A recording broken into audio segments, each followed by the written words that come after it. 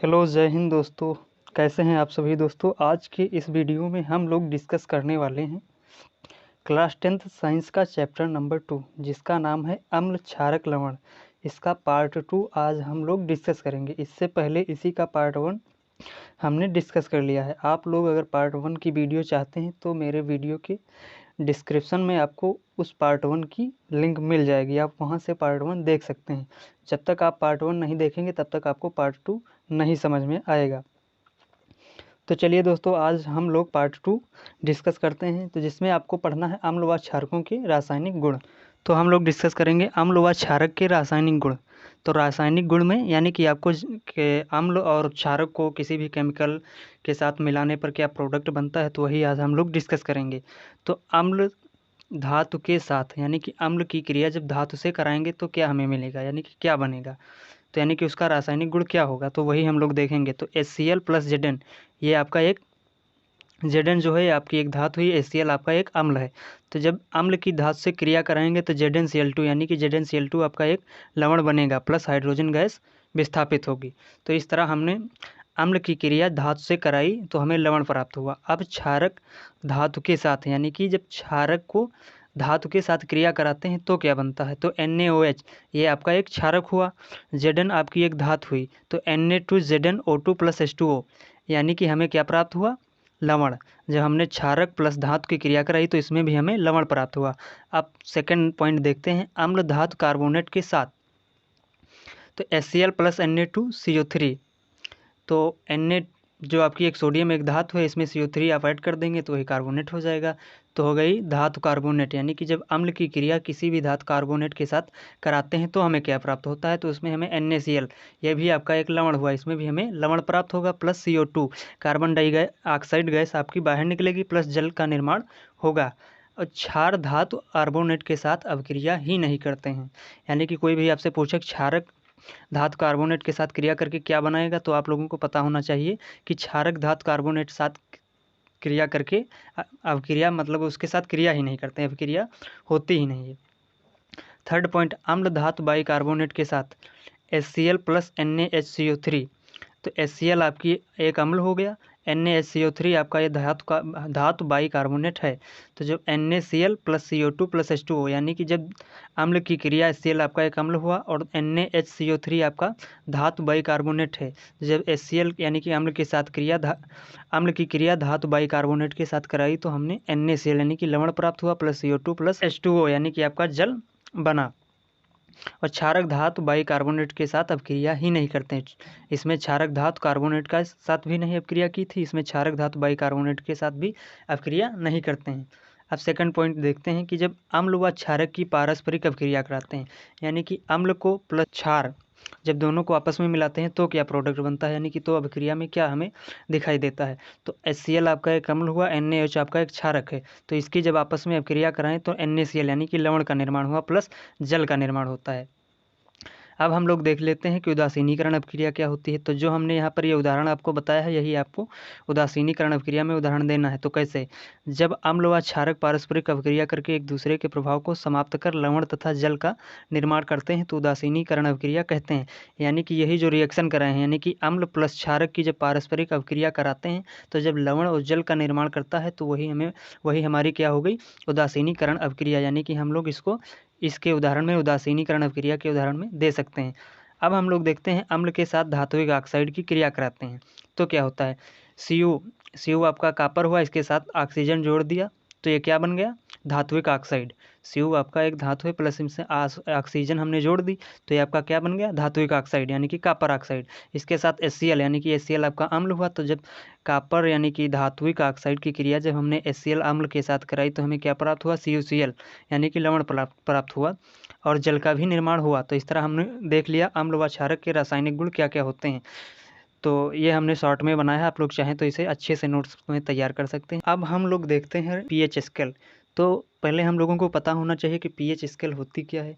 तो ये जो आपको एक पटरी समान ये संरचना दिखाई दे रही है आपकी एक पीएच स्केल। हम लोगों को पता होना चाहिए कि जब हम किसी भी पदार्थ का पीएच मान या कैसे पता करेंगे कि कोई वस्तु अम्लीय है या क्षारीय है या उसका पीएच मान कैसा है, तो उसके लिए हम लोगों को पीएच स्केल की आवश्यकता पड़ती है।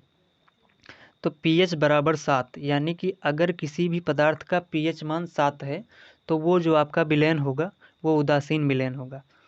उसके बाद pH अगर किसी का 7 से कम है तो वो जो आपका विलयन होगा वो अम्लीय होगा। यानी कि जब 7 से इस साइड में 6 हुआ, 5 हुआ, 4 हुआ, तो जो 7 के इस साइड में आपके होंगे H+ का मतलब अम्लीय होंगे। और pH जिसका 7 हुआ, यानी कि जिसका pH मान 7 से अधिक हुआ, वो आपका होगा OH-, यानी कि वो क्षारीय विलयन होगा। तो इस तरह हम पता कर सकते हैं किसी भी पदार्थ का pH मान कैसा होगा, या कोई पदार्थ है वो अम्लीय है या क्षारीय है, उसकी प्रकृति इसी प्रकार से हम लोग ज्ञात कर सकते हैं।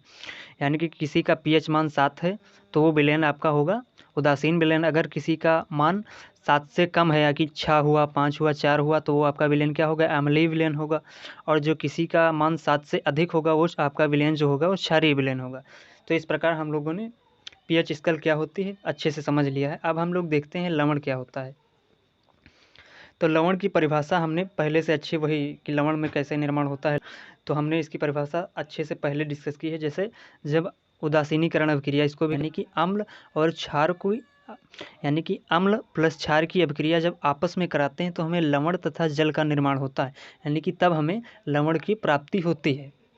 तो कोई भी आपसे पूछे कि लवण क्या होते हैं, तो जब अम्ल प्लस क्षार की पारस्परिक अभिक्रिया, Cl आपका एक हुआ अम्ल, NaOH हुआ आपका एक क्षार, तो जब अम्ल प्लस क्षार की अभिक्रिया कराएंगे तो हमें NaCl प्लस H2O, NaCl आपका क्या होगा, सोडियम क्लोराइड आपका एक लवण हुआ। तो इस प्रकार हम लवण प्राप्त कर सकते हैं।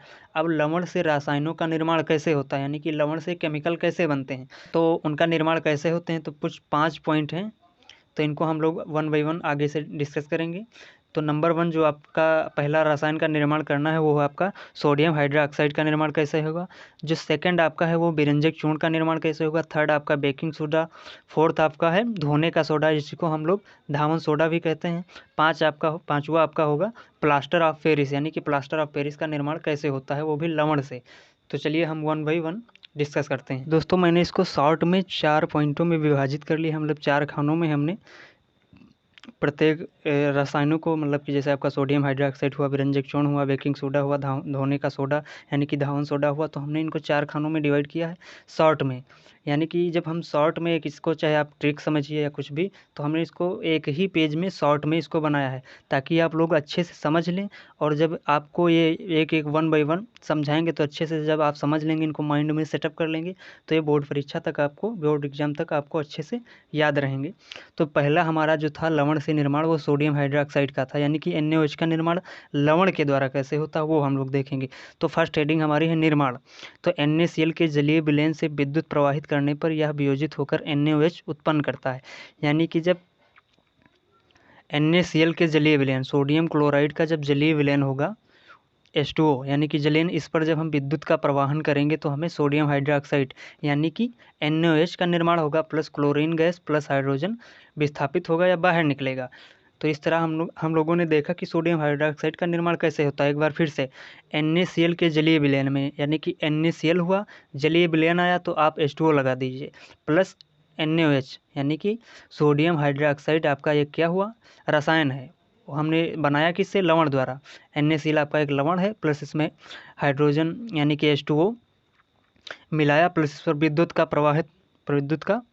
को प्रवाहित किया, तो हमने NaOH plus Cl2 plus hydrogen gas प्राप्त की। तो NaOH आपका क्या हुआ, सोडियम हाइड्रोक्साइड। इस प्रकार हमने देखा कि सोडियम हाइड्रोक्साइड का निर्माण कैसे होता है।